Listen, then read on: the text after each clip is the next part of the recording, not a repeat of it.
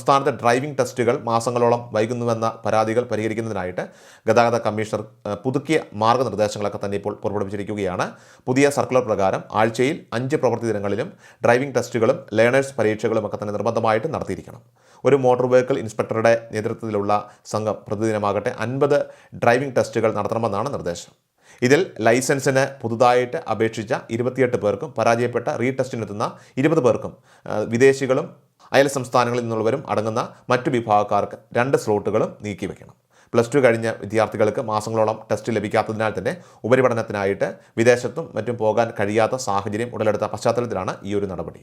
മുൻപ് 60 ആയിരുന്ന പ്രതിദിന സ്ലോട്ടുകൾ കഴിഞ്ഞ സർക്കാരിൻ്റെ കാലത്ത് 40 കുറച്ചിരുന്നതാണ് ഇപ്പോൾ 50 ഉയർത്തിയിരിക്കുന്നത്. അപേക്ഷ സമർപ്പിച്ചാൽ 3 ദിവസത്തിനകം ലേണേഴ്സ് പരീക്ഷയ്ക്കും 30 ദിവസത്തിനകം ഡ്രൈവിംഗ് ടെസ്റ്റിനും അവസരമൊരുക്കണമെന്നും ടെസ്റ്റിൽ പരാജയപ്പെട്ടാൽ 8-ാം ദിവസം തന്നെ റീടെസ്റ്റിന് സൗകര്യമുണ്ടാകണമെന്നും നിർദ്ദേശമുണ്ട്. അതോടൊപ്പം ഇൻസ്പെക്ടർമാർക്ക് കോടതി ആവശ്യങ്ങൾക്കോ മറ്റോ പോകേണ്ടി വന്നാൽ പകരം ക്രമീകരണങ്ങൾ ഏർപ്പെടുത്താനും വാഹനങ്ങളുടെ റീടെസ്റ്റ് മറ്റു ഉദ്യോഗസ്ഥരുടെ നേതൃത്വത്തിൽ തടസ്സമില്ലാതെ നടത്താനും നിർദ്ദേശിച്ചിട്ടുണ്ട്.